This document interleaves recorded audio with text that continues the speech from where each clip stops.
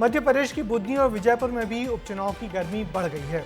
केंद्रीय मंत्री शिवराज सिंह चौहान ने आज दोनों क्षेत्रों में धुआंधार प्रचार किया। बुधनी को जहां उन्होंने अपना मंदिर तो विजयपुर में अपनी सरकार के कामकाज गिनाए। उधर कांग्रेस भी दोनों सीटों पर अपनी सामर्थ्य से ज्यादा ही जोर लगाकर मुकाबले को करीबी बनाने की कोशिश कर रही है। देखिए क्या क्या हुआ दोनों उपचुनाव के प्रचार में, हमारी इस रिपोर्ट में। बीजेपी की चुनावी हुंकार, दोनों सीटें करेगी पार। विजयपुर और बुधनी में मतदान को केवल कुछ दिन बाकी हैं। दोनों ही पार्टियों के दिग्गज मैदान में उतर आए हैं। बीजेपी के लिए कृषि मंत्री शिवराज सिंह चौहान ने बुधनी और विजयपुर में हुंकार भरी। पहले श्योपुर में रामनिवास रावत के लिए प्रचार किया। वो करती है। लाडली बहना योजना शिवराज सिंह चौहान ने बनाई, मोहन यादव जी ने चलाई। ऐसा नहीं है कि हमने कोई योजना बंद की हो या नहीं किया हो।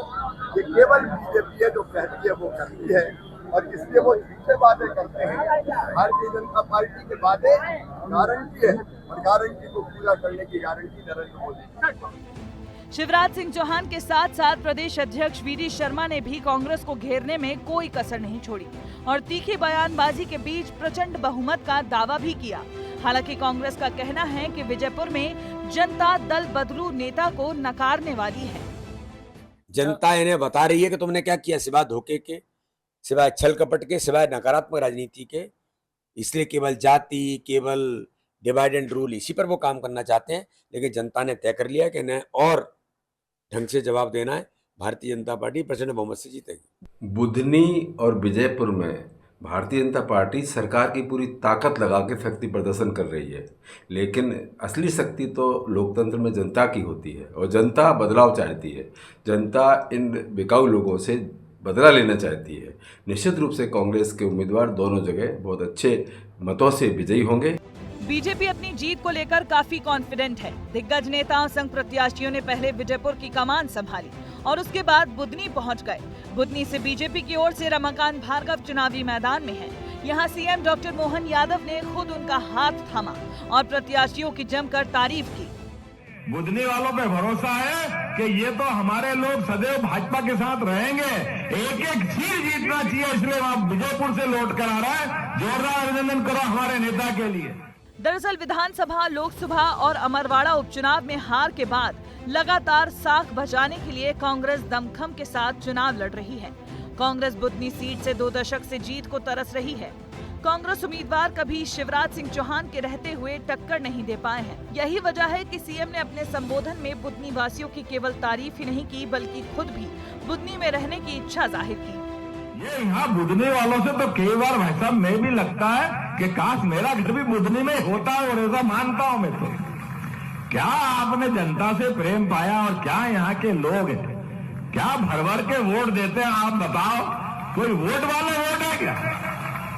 ऐसा लगता कि मशीन से फट के निकलेंगे, कहाँ जाएंगे पता ही नहीं चलेगा। बुधनी में कई साल से एक तरफा मुकाबला होता आया है। इस सीट से प्रदेश को 4 बार के सीएम मिले हैं। भारी मतों से बीजेपी यहां से जीतती आई है।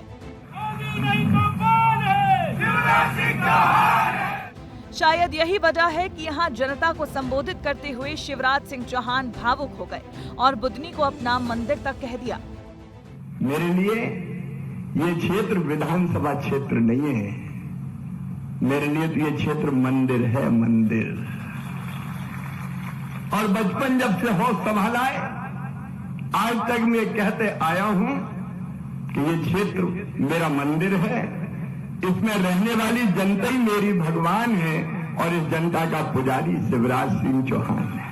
कांग्रेस प्रत्याशी खुद मानते हैं कि बुधनी में बीजेपी का दबदबा है। कांग्रेस के लिए ये सीट किसी काली रात से कम नहीं। इस बार उन्हें सुनहरी सुबह का इंतजार है।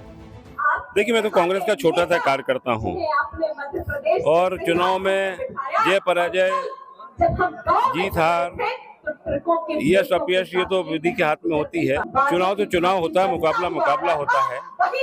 लेकिन मेरा अपना मानना ऐसा है कि हर काली रात के बाद एक सवेरा होता है, नया सवेरा होता है। चुनाव के रण में बीजेपी ने आज जमकर हुंकार भरी, तो वहीं कांग्रेस भी प्रचार प्रसार में जुटी हुई है। 13 नवंबर को मतदान होगा और 23 नवंबर को चुनाव के नतीजे आएंगे। देखने वाली बात ये होगी कि बुधनी में बीजेपी का दबदबा कायम रहता है या कांग्रेस विजयपुर का बदला दोनों सीटों को जीत कर लेगी। ब्यूरो रिपोर्ट, विस्तार न्यूज। मध्य प्रदेश के दोनों उपचुनाव को बीजेपी ने अपनी प्रतिष्ठा का सवाल बना लिया है, इसलिए मुख्यमंत्री से लेकर पूर्व मुख्यमंत्री तक लगातार जोरदार प्रचार कर रहे हैं।